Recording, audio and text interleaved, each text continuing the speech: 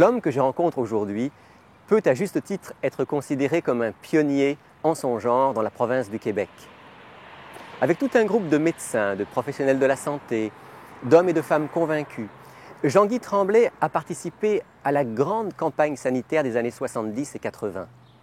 La lutte pour la reconnaissance de la nocivité de la cigarette et du tabac sous toutes ses formes. Pendant des années, Jean-Guy Tremblay a sillonné les routes du Québec pour informer, sensibiliser, convaincre, aider. En fait, il a aidé des milliers de fumeurs à cesser de fumer. Il a aussi, au fil des ans, développé une vision globale, plus totale de la santé. Une santé physique, mentale, relationnelle et spirituelle. Son expérience mérite d'être écoutée.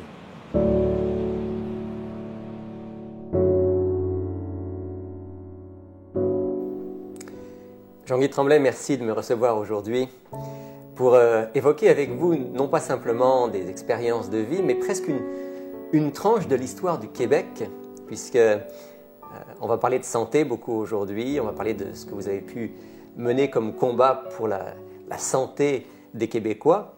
Mais curieusement, votre histoire commence dans un contexte qui n'est pas très santé. Est-ce qu'on peut faire un petit retour en arrière et puis parler de votre enfance, de vos origines et du milieu dans lequel vous avez grandi?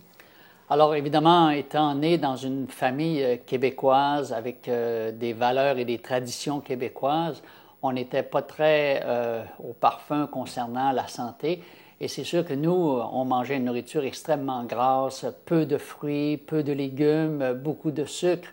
Et c'est certain que ça n'a pas contribué, disons, à nous donner vraiment une bonne santé. Alors, le départ a été un peu... On peut vous situer un petit peu? Vous êtes dans quelle région du Québec? Nous, on demeurait à Jonquière, ce qu'on appelle aujourd'hui le Saguenay.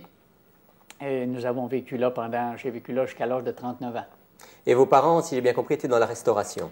Oui, on a commencé avec des roulottes à patates frites. Alors, tout de suite, ça vous donne un peu une idée. Des patates frites, on en mangeait évidemment tous les jours avec beaucoup de friture.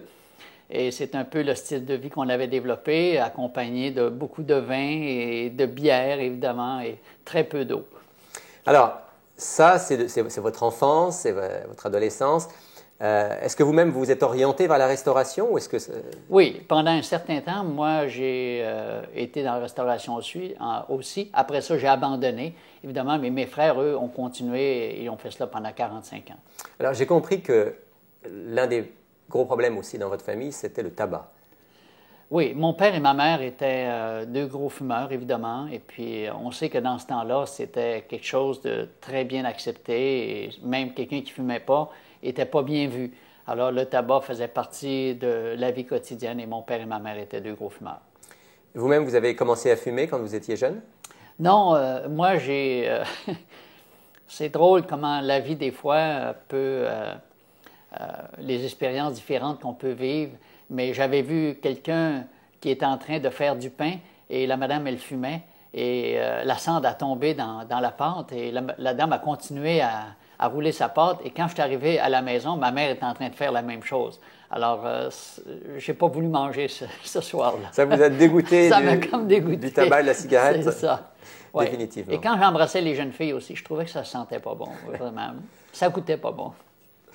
Donc, vous n'aimiez pas le tabac, mais vous viviez dans une ambiance oui, entièrement tabagique. Exactement. Sans vraiment se rendre compte jusqu'à quel point le tabac pouvait être dommageable.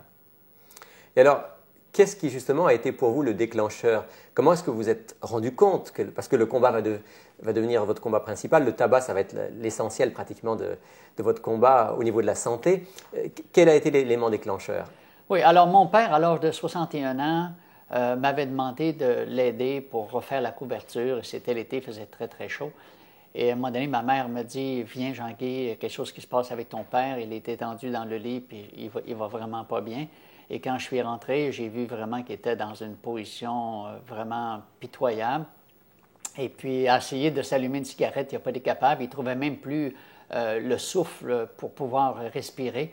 Et à ce moment-là, il s'est couché et j'ai vu les yeux qui ont tourné à l'envers et j'ai commencé à faire la respiration artificielle et puis à faire la réanimation cardiaque. Et à ce moment-là, je me suis retrouvé les culottes toutes mouillées, les sphincters venaient de lâcher et pour mon père, il venait de décéder. C'était les derniers moments de votre père? Oui. Il est mort dans vos bras? Oui. Et à ce moment-là, vous avez pensé que c'était à cause du tabac? Non, aucune idée. Mon père n'avait jamais été à l'hôpital. Alors, on a demandé à un pathologiste de nous dire la cause. Et la cause, ça a été emphysème pulmonaire bulleux. Alors, il dit, mon père, parce que c'était un fumeur, vraiment un gros fumeur, et ses poumons se sont comme effondrés. Alors, vous saviez ce que c'était l'emphysème à l'époque, ou vous avez dû faire des recherches? J'avais aucune idée. Et c'est le médecin, le pathologiste lui-même, qui m'a remis une grosse brique qui provenait de l'Organisation mondiale de la santé et qui m'a dit, si tu veux en savoir plus, lis cela. Et après, quand j'ai eu terminé, j'en revenais pas de voir tous les méfaits que ça pouvait causer. Et je me demandais pourquoi personne ne faisait rien à ce niveau-là, pourquoi on n'entendait pas parler, pourquoi on ne sensibilisait pas les gens à ce problème-là. On est dans quelle année à peu près, à ce moment-là? Ah, ça fait environ 30, pratiquement 40 ans. Donc on est dans les... 35 ans de cela. On est dans les années 70? Oui. Et à ce moment-là, encore au Québec, fumer fait partie de la normalité? Oui, on fumait à l'Assemblée nationale, on fumait partout, on fumait dans les écoles, au travail, dans les hôpitaux. C'était la norme. Qu'est-ce que vous avez décidé de faire à partir de ce moment-là? Eh bien, moi, c'est comme si j'avais voulu aider les personnes qui avaient un problème tabagique pour pouvoir les aider. Alors, j'avais parti une association de non-fumeurs au Saguenay et qui fonctionnait très, très bien. Et c'est à partir de ce moment-là que j'ai commencé à être sensibilisé parce que j'avais vu qu'il y avait des personnes qui aidaient des gens à s'en libérer. Et quand je suis allé voir ce qu'ils faisaient, au début, je n'ai pas beaucoup aimé parce qu'ils parlaient de Dieu, puis c'est quelque chose que je n'aimais pas. Moi, quelqu'un qui parlait de Dieu, je m'éloignais de ça, puis je trouvais que les gens qui parlaient de Dieu étaient un peu sautés, un peu pas très équilibrés. Alors ça me dérangeait beaucoup. Mais par contre, je voyais qu'ils essayaient d'aider les gens qui voulaient se libérer du Donc c'était une église qui essayait d'aider des gens à arrêter de fumer? Oui, c'était l'église adventiste du 7e jour. Je n'avais jamais entendu parler de cette église-là, évidemment. Mais je voyais qu'ils faisaient des efforts pour pouvoir aider. C'était une thérapie qu'ils donnaient qui durait 5 jours. Alors vous ne fumiez pas, mais vous avez décidé de participer à ces rencontres? Oui, parce que je voulais comme aider d'autres personnes à ne pas mourir de la même façon que mon père était mort, puis ma mère continuait à fumer, évidemment, et j'avais comme le désir de pouvoir aider les gens à ce niveau-là. Alors j'ai compris que de fil en aiguille, vous avez commencé à rentrer vraiment dans ce combat pour aider les fumeurs à se débarrasser du tabac et les non-fumeurs à ne pas être enfumés par les fumeurs. C'est ça, oui. Comment s'est déroulé à ce moment-là votre engagement? C'est à l'Alcan, il y avait un gros problème parce que tous ceux qui fumaient, ils avaient remarqué que les gens étaient beaucoup plus malades. L'incidence de la maladie était vraiment très, très sérieuse. Et l'Alcan avait voulu faire une grande campagne pour sensibiliser tous leurs employés. Et on avait organisé 12 roulottes et tous les employés étaient payés même pour venir suivre comme une espèce de thérapie pour les aider à s'en libérer. Et j'avais participé à cette campagne-là aussi. Et c'est suite à ça que la directrice de l'Association pulmonaire du Québec a dit, M. Tremblay, on cherche, le gouvernement fédéral et provincial veulent engager quelqu'un pour la défense des droits des non-fumeurs. Pourquoi ne viendrez pas passer une entrevue à Trois-Rivières, à l'hôpital, pour qu'on puisse peut-être poser votre candidature? Alors ça a été comme l'élément déclencheur. Vous avez présenté votre candidature? Oui. Oui, il y avait 75 candidats et puis ils avaient tous plus de diplômes que moi et j'étais pas mal sûr que je ne serais pas engagé. 75 candidats et finalement ils ont retenu M. Jean-Guy Tremblay. Oui, et ça m'a beaucoup surpris. et donc, quel était votre travail à partir de ce moment-là? J'ai été engagé comme le directeur général pour l'Association québécoise des non-fumeurs pour faire une espèce de lobby pour pouvoir protéger ceux qui ne voulaient pas fumer. Parce qu'à ce moment-là, ça fumait partout, évidemment, puis on savait que les enfants qui étaient exposés à la fumée de tabac et tous ceux qui vivaient en présence de fumeurs avaient bien souvent une incidence à la maladie beaucoup plus grande que ceux qui n'étaient pas exposés à la fumée de tabac. Alors, comment est-ce que vous faisiez concrètement pour sensibiliser les gens, pour leur parler, pour les motiver? Parce qu'on est encore à l'époque où c'était un débat dans la société. On ne sait pas trop si il faut vraiment lutter contre le tabagisme ou pas.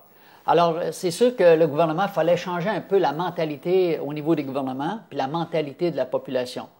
Alors, on avait tous ceux qui s'occupaient de la santé au Québec et au fédéral l'Association pulmonaire, l'Ordre des médecins, les pharmaciens, les inhalothérapeutes, les CLSC, tous les organismes de santé étaient sous un conseil d'administration où on décidait des actions qu'on allait poser pour changer un peu la mentalité puis avoir des lois qui allaient protéger les non-fumeurs. Qu'est-ce que vous faisiez concrètement? Vous utilisiez les médias? Ah oui, tous les médias d'information. On avait des colloques qu'on faisait dans les universités. J'avais beaucoup de lignes ouvertes. J'allais à la radio, évidemment. On a passé à la télévision aussi, dans les journaux. Alors, tous les médias étaient sensibilisés à ce niveau-là. Quand on préparait cette émission, vous m'avez parlé un petit peu de la réception que vous avez eue, en quelque sorte, du côté du gouvernement du Québec. Il faut se souvenir qu'à l'époque, on est en l'époque de René Lévesque. Oui, oui, ça c'était quelque chose. On est arrivé une fois avec 30 000 noms, 30 000 pétitions pour protéger les non-fumeurs. Et on avait amené ça à l'Assemblée nationale. Et René Lévesque, Camille Lorrain qui était là à ce moment-là. Puis il y avait évidemment de la fumée partout. Et on avait Sylvie Bernier qui venait juste de gagner sa médaille. Et quand on a mis toutes les lettres, René Lévesque s'est mis à rire. Il s'est allumé une cigarette et puis il a pris toutes les lettres. Et il a fait tomber les lettres en dehors de la table. Et puis, à ce moment-là, Sylvie Bernier est arrivée, puis elle a pris sa cigarette, elle lui a enlevé la cigarette, puis elle l'a cassée, puis elle a fait un V. Puis ça, le V qu'on avait au fédéral, c'était le V de la victoire. Cassez votre cigarette, mais le V de la victoire. Et lui, à ce moment-là, il a dit « ma petite vache ». Et ça a paru dans les journaux. Dans les journaux. Alors, évidemment, ça a fait beaucoup parler, beaucoup jaser au niveau de la population. Et lui, il avait juré que tant qu'il serait là... Jamais qu'il cesserait de fumer, évidemment. Et puis, ça, c'est arrivé. Il a arrêté de fumer au moment où il est mort. Donc, il a fallu ensuite qu'il y ait des changements, bien sûr, au niveau du gouvernement. Mais ce combat que vous avez commencé à mener, il a commencé à porter des fruits. Oui. Oui, évidemment, on allait dans les écoles aussi, puis on sensibilisait beaucoup les jeunes. On avait des concours qui se faisaient un peu partout de dessin pour sensibiliser les jeunes. Et ça a eu un impact. Ça a été lent, ça a été progressif. Mais moi, quand je regarde ça aujourd'hui, j'en reviens pas de voir une petite action qui a été posée a pu donner des résultats au-delà de tout ce que c'est que j'avais pensé ou même espéré. Parce qu'aujourd'hui, quand vous regardez les lois qui sont passées, qui protègent les non-fumeurs, qui font que les fumeurs doivent rester dans des endroits bien circonscrits, vous devez vous dire, ben, c'est l'aboutissement du combat qu'on a mené à ce moment-là. Oui, sur une période de 30 ans. Ça a pris tout ce temps-là pour arriver où nous en sommes aujourd'hui. Et je crois que même l'exemple qui a été donné ici au Québec a donné à beaucoup d'autres pays l'idée de poser les mêmes actions pour avoir les mêmes résultats aussi.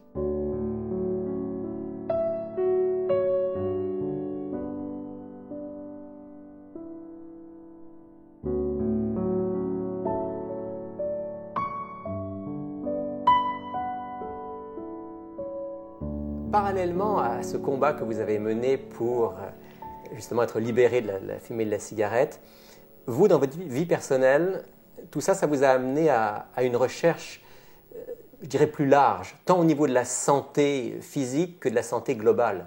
Parlez-nous un petit peu de ça. Oui, alors j'avais une santé très médiocre. Comme vous voyez, je ne suis pas vraiment du type athlétique. Alors, évidemment, je mangeais très, très mal. Moi, je prenais un repas par jour, mais je commençais le matin, je finissais à 2 heures de la nuit, je mangeais tout le temps. Mais je mangeais mal aussi, je buvais pratiquement pas d'eau. Alors, j'avais toutes sortes de problèmes de santé, évidemment. Quel genre de problème? Ah, j'avais des migraines affreuses et le médecin me disait que je faisais partie de la grande famille des migraineux chroniques. J'avais des problèmes au niveau des articulations, bursite, capsulite, mal aux genoux, anémie, plein de problèmes de santé qui me rendaient la vie vraiment difficile.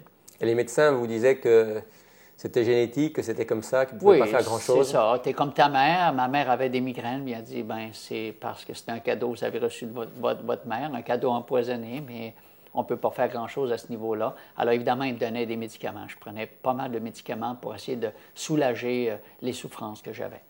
On pense souvent que c'est vrai que la migraine, on ne peut pas faire grand-chose. Vous avez fait l'expérience qu'en changeant le style de vie, il peut y avoir des grands changements. J'ai plus aucune migraine aujourd'hui. Et ça fait 31 ans que je ne prends plus aucun médicament et aucune pilule de quoi que ce soit. J'ai 71 ans et je peux vous dire que il m'en reste pas gros, mais je suis tellement heureux avec ce qui me reste parce que j'ai pas mal nulle part. je jouis d'un sommeil extraordinaire. Je me réveille le matin et puis je suis heureux de débuter la journée. Et je m'aperçois que la santé, c'est le bien le plus précieux qu'on peut avoir, surtout quand on vieillit. Alors, je suis persuadé que ce que vous venez de dire, c'est quelque chose qui résonne dans l'esprit et dans le cœur de beaucoup de nos téléspectateurs. On ne peut pas tout dire en quelques minutes, mais qu'est-ce qui a occasionné ce changement? Quels ont été les changements que vous avez induits dans votre vie et qui ont amené cette amélioration? Alors, je dois dire que j'ai commencé à lire la Bible. Et puis, évidemment, la Bible, pour moi, c'est quelque chose qui était... J'avais jamais lu la Bible, je ne savais pas vraiment qu'est-ce qu'elle contenait. On en avait une chez nous, mais on ne pouvait pas la lire parce qu'il disait que seulement les prêtres pouvaient la comprendre et le simple mortel ne pouvait pas comprendre la Bible. Et je ne la lisais pas, évidemment. Et même quand j'ai commencé à la lire, ça me fascinait, mais je ne comprenais pas beaucoup.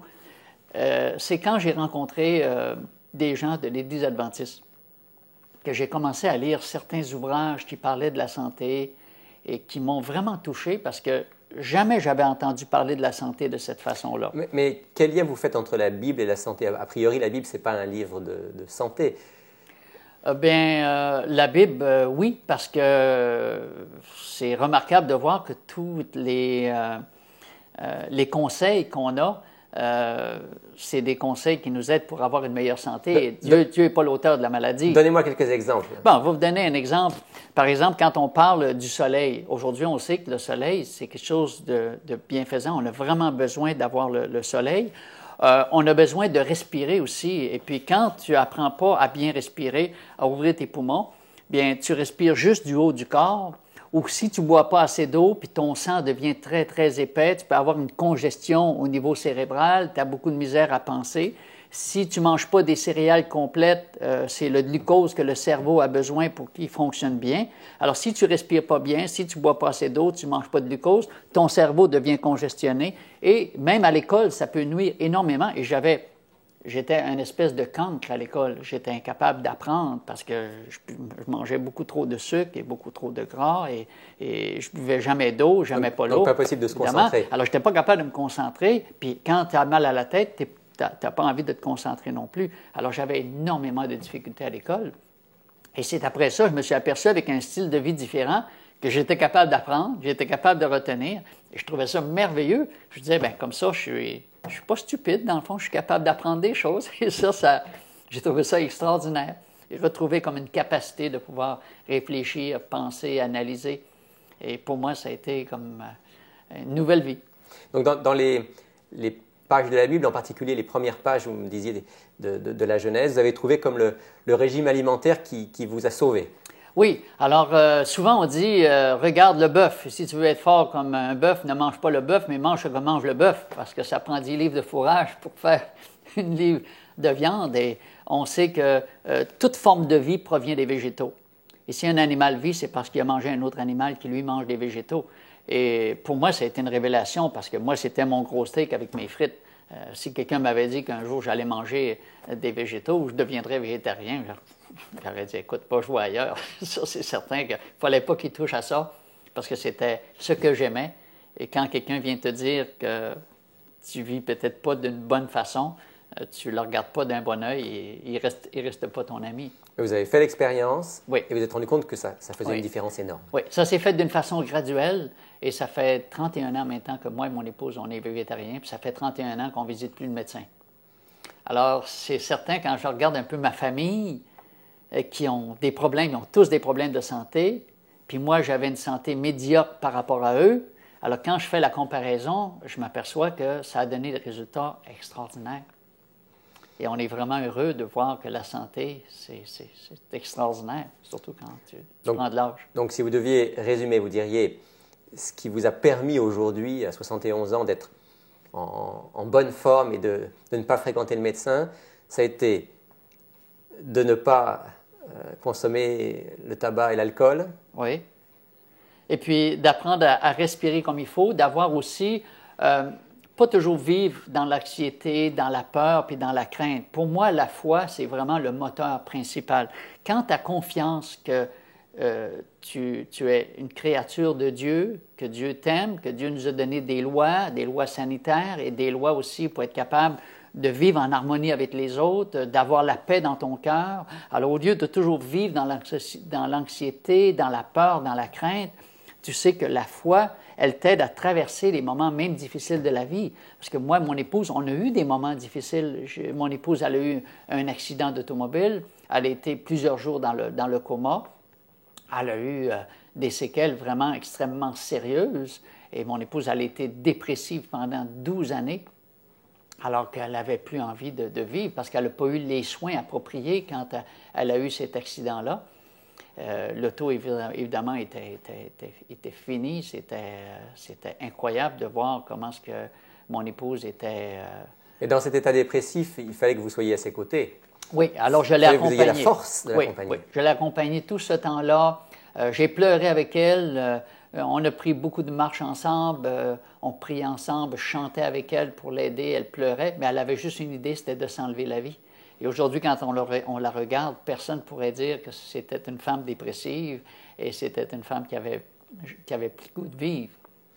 Et là, vous dites que la foi en Dieu vous a énormément soutenu. Oui, la foi nous a soutenus. Avec la confiance qu'au travers de tout cela, on allait apprendre des leçons. C'est-à-dire, quand une personne souffre, tu deviens comme plus sensible envers les autres êtres humains. Tu t'aperçois que ça existe des gens qui souffrent beaucoup, qui vivent des drames dans leur vie. Et si tu es capable de les accompagner au travers de tout cela, une souffrance qui est partagée, tu es beaucoup plus capable de pouvoir te soulager que si tu es tout seul pour porter de ta souffrance, puis il n'y a personne qui s'occupe de toi. Mais quand un mari accompagne son épouse ou qui accompagne des amis qui passent par la souffrance, puis tu es capable de les aider, puis qui sentent que tu as vraiment de la compassion dans ton cœur, puis tu es capable de donner aussi peut-être certains conseils qui les aident à pouvoir passer au travers, bien, je pense que c'est agréable. Chacun a besoin d'un ami, d'un vrai ami. Pour moi, un ami, c'est quelqu'un qui t'accompagne quand tu as des problèmes, tu as des difficultés.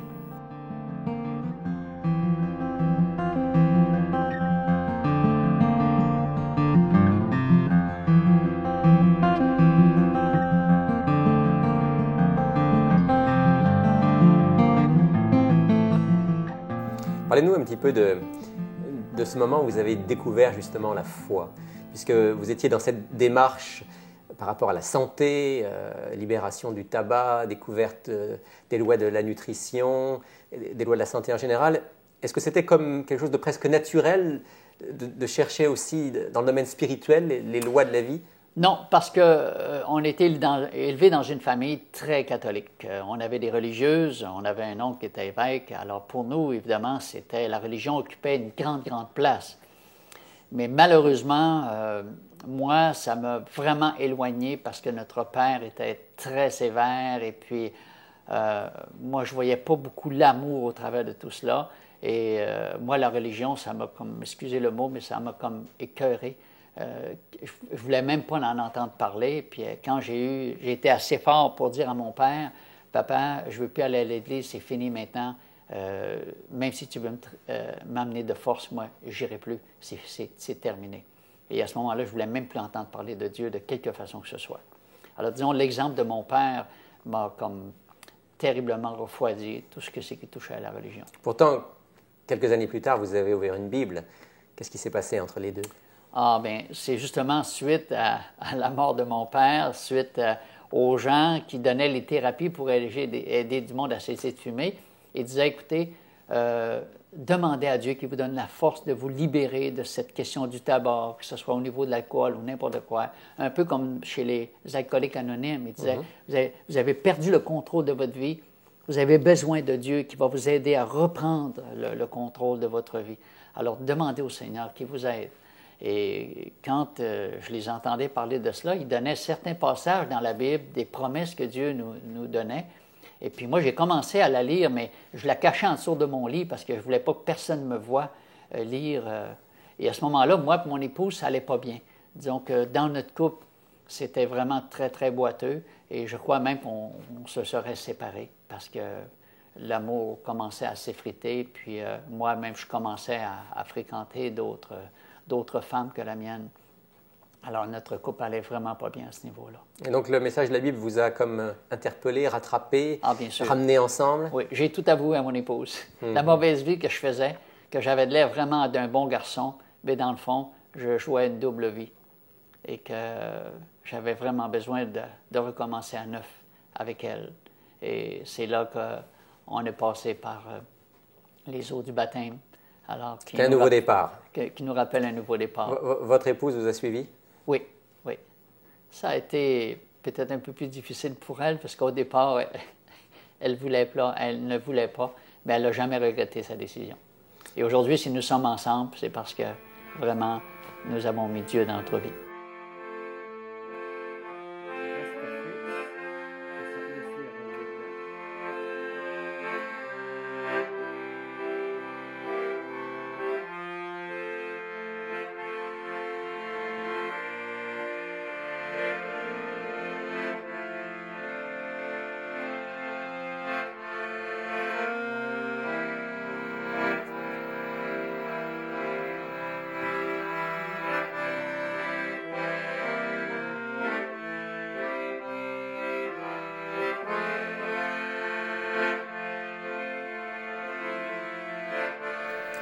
Si on devait, en quelque sorte, résumer ce que vous avez découvert à travers tout ce cheminement, que ce soit par rapport au tabac, par rapport à l'alimentation, par rapport aux lois de la santé, par rapport à la Bible, vous diriez le plus grand bénéfice pour vous, c'était quoi?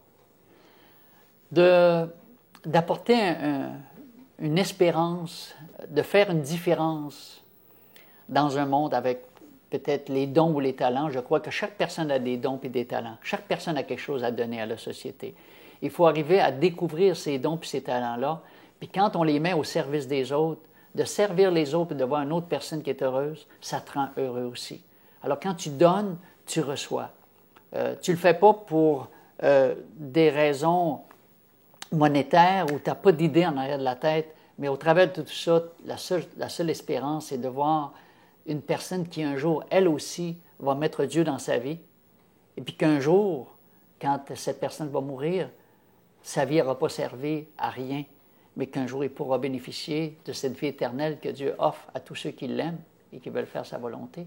Alors pour moi, je me dis, c'est vrai, c'est beau de donner des conseils à quelqu'un, mais il faut qu'une personne sache aussi qu'au travers de tout cela, il y a une espérance, un avenir extraordinaire, et que le bonheur, ce n'est pas dans la poursuite des biens matériels. Le bonheur, ce n'est pas d'avoir une belle grosse maison, une belle auto, mais le bonheur, c'est d'avoir Dieu dans sa vie. C'est le seul qui ne nous délaissera jamais. Tout le monde peut nous laisser. Tu peux perdre ton mari, tu peux perdre ta femme, tu peux perdre ton auto, tu peux perdre ta maison. Tu peux tout perdre. Mais Dieu, tu ne le perdras jamais. C'est la seule valeur sûre.